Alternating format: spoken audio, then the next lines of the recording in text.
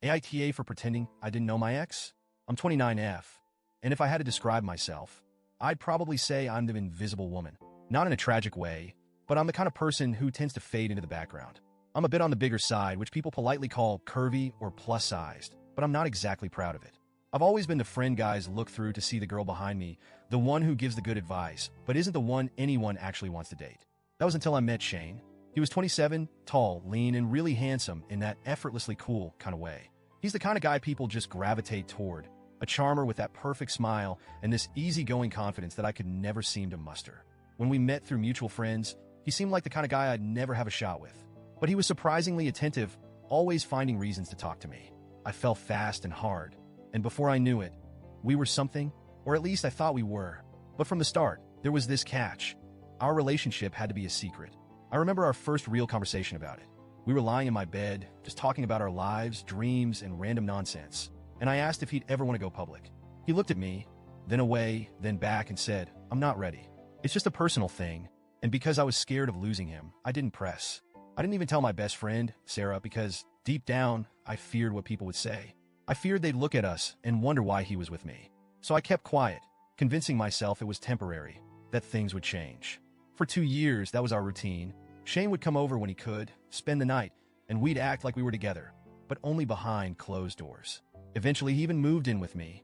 I took that as a sign that we were progressing, like I was finally someone worth loving openly. Every day, I held out hope that one day he'd see me differently, that he'd want me for all the world to see too.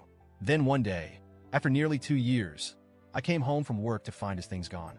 His clothes, his toothbrush, that ugly mug he insisted on using every morning, it was all gone.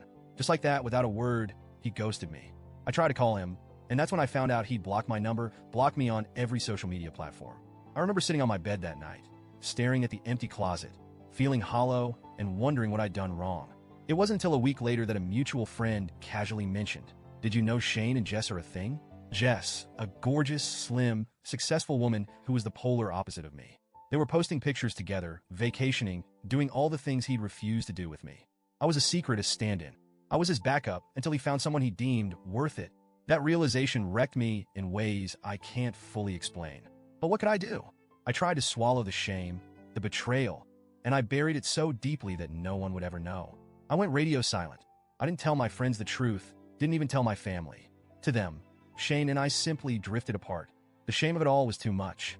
How could I explain that I'd let myself be used and discarded like I was nothing? And worst of all, how could I tell anyone I'd willingly let myself be treated like this? I didn't speak to Shane for a year. I avoided places I thought he might be, put up every wall I could, and focused on rebuilding myself. It wasn't easy, and I'd be lying if I said I didn't still have days where I questioned my worth. I tried to tell myself I'd moved on. But then, a few weeks ago, I heard that Shane was supposed to marry Jess, but that the wedding was off because Jess had cheated on him.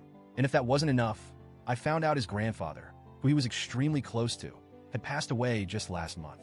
The news left me feeling so conflicted, hurt, satisfaction, anger, and maybe deep down even a bit of empathy. But I shoved it aside. I wanted to be done with him, with anything that reminded me of the past. And yet, life had other plans. Last night, I ran into him at the grocery store. It was surreal. I was in the cereal aisle, trying to choose between 2 brands, when someone walked up beside me. I looked up, and there he was just a few feet away, giving me that smile that used to make my heart flutter. "Hey, how have you been?" he said, like we were old friends catching up. I can't explain the mix of emotions that hit me all at once. I wanted to scream, to cry, to laugh in his face, and let him know exactly what he'd done to me. But somehow I kept it together. I forced a blank expression, took a deep breath, and said, "I'm sorry. Do I know you?" The look on his face was priceless. He looked confused, almost hurt, like he genuinely couldn't believe I wouldn't remember him. I didn't give him a chance to say anything else. I just turned and walked away, my heart pounding in my chest. For the first time since he'd left, I felt like I had control over my life. I felt like I was finally letting go. But today, I told a mutual friend about what happened. I expected her to understand, maybe even validate me. But she was horrified. She said I was being cruel and heartless, especially considering Shane's been through so much recently. That he just lost his grandfather, that his fiancée had cheated on him, and now he was going through a really tough time. She said I should have been kinder, or at least acknowledged him. And now I'm torn. Was I too harsh? Did I let my bitterness get the best of me? Part of me feels like he deserved it, that he had no right to casually act like nothing happened. But another part of me wonders if I was the villain in that moment, If I was petty for ignoring his pain just because he hurt me, I keep replaying it over and over, wondering if I should have been better, if maybe it was time to forgive and move on. But every time I think of forgiving him, I remember how it felt to be abandoned, to be treated like a secret,